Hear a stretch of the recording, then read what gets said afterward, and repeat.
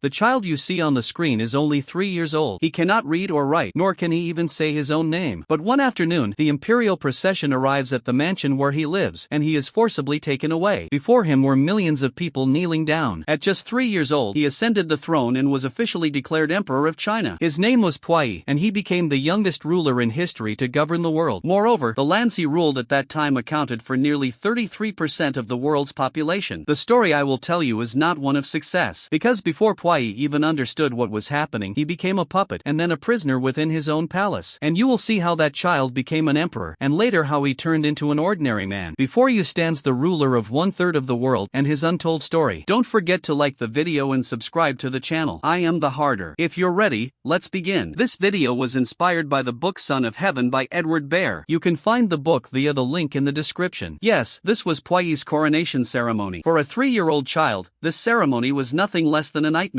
Because before he even realized what was happening, he was brought into the ceremony, and he could no longer endure it. Strange faces passed before him, men speaking in languages he did not understand. These were ministers, palace guards, officers, and officials of great importance. Each one approached him, performed the ancient ritual of bowing 3 times and knocking their heads to the ground 9 times, and then swore their allegiance. But these words meant nothing to a 3-year-old child. On the contrary, these moments were utterly terrifying for him, and the only person who could comfort him was not by his side, his wet nurse. He was not allowed to see his mother, and a nurse had replaced her. She was the one who played with him, spent time with him, and stayed with him at night. For little Puyi, the safest haven in the world was her arms. As the most important moments of the ceremony passed, Puyi began to grow restless. He was cold, and the enormous hall was freezing. He told his father, Prince Chun, that he wanted to go home, and then he started crying. Of course, Prince Chun panicked. This was perhaps the most important day of his life. The ceremony had to end smoothly. That's why he tried to calm his son, saying, "It will be over soon." Perhaps these words gave Puyi some comfort, but in the ears of the servants who heard them, they sounded like a dark prophecy. It was not only the end of a little boy, but perhaps the omen of the end of an entire dynasty. The Chinese dynasty had been founded in 1644. The minority Manchus had seized the throne from the majority Han Chinese, and by 1790, China was the 4th largest empire in the world. At the time when Puyi ascended the throne, China was the most populous country in the world, and this little child had become the emperor, ruling nearly 1/3 of the world's population. Dynasties had ruled China for more than 2,000 years, and the imperial throne had never changed during that time. On paper, the emperor's power was almost limitless. Indeed, the Chinese emperor was considered the most powerful man in the world. But realistically, China had long been in decline. Internal struggles had weakened the power of the emperors. And amid this chaos, this strange scene was unfolding. The truth is, Puyi was chosen as emperor not in spite of his age, but because of it. This is Cixi, also known as the Dragon Lady. She had been chosen as a concubine at a young age by the 9th emperor of the dynasty. After the death of Emperor Xianfeng, she seized power and ruled China for almost 50 years. To remain in power, she had always used very young children as puppet emperors. But as those children grew up, things became complicated for Cixi. Her last puppet was on his deathbed, and she knew he would die soon. She was willing to do anything to keep her power. The war against Japan had been lost, and China was heavily indebted. To pay this debt, Cixi surrendered Chinese lands and resources to foreign powers. China was now fragile and weak. The people were oppressed, and the imperial palace was surrounded by intrigue and betrayal. Cixi's own health was deteriorating, and she needed to select a new puppet. Technically, as long as Puyi was so young, his father Prince Chun would act as regent. Prince Chun was loyal to Cixi and would never overshadow her. This was exactly the kind of profile she wanted. When little Puyi was taken from his home and brought within the palace walls, everything was going exactly as Cixi had planned. The very next day, the previous puppet emperor was poisoned. But before she could take her next step, Cixi herself died, and thus, a 3-year-old child ascended the imperial throne. Of course, it was impossible for Puyi to understand this complicated order. All he knew was that important-looking men had taken him from his mother, dressed him in a heavy robe, and were performing strange rituals before him. He was no longer an ordinary child. For everyone else, he was now the ruler of 1/3 of the world.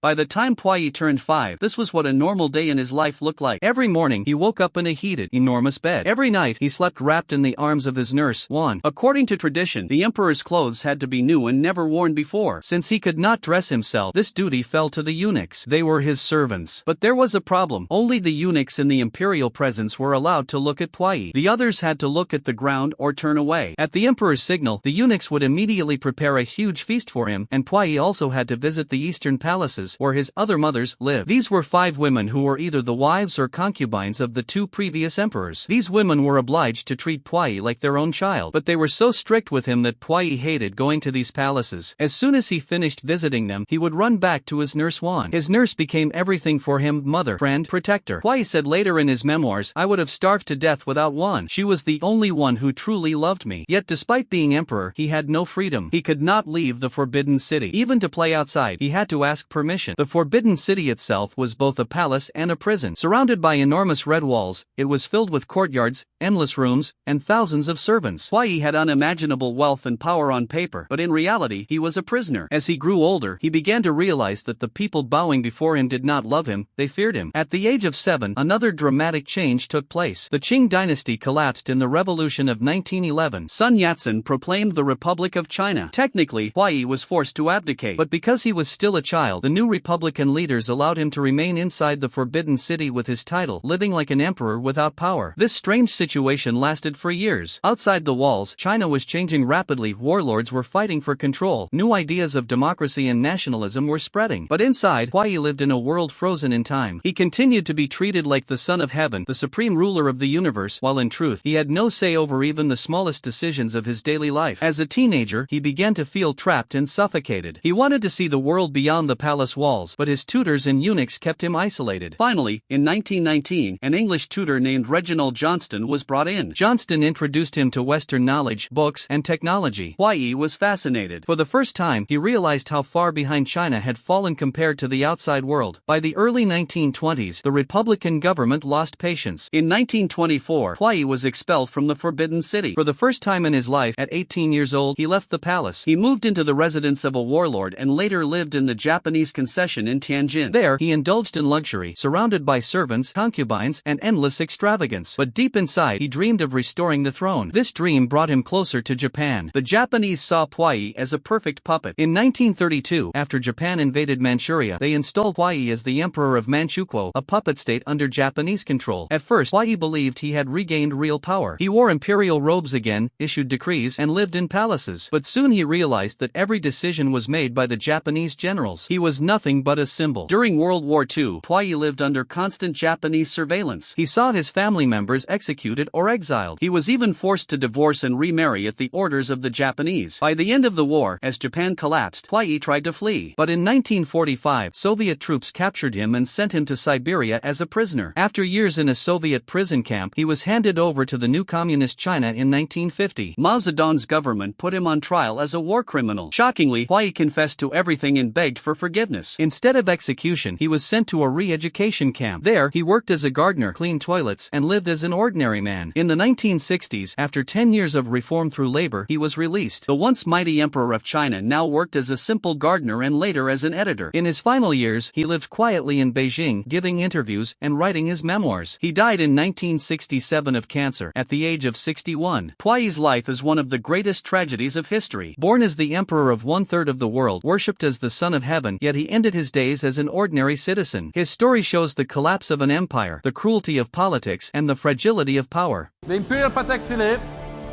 to get should won for $40 million.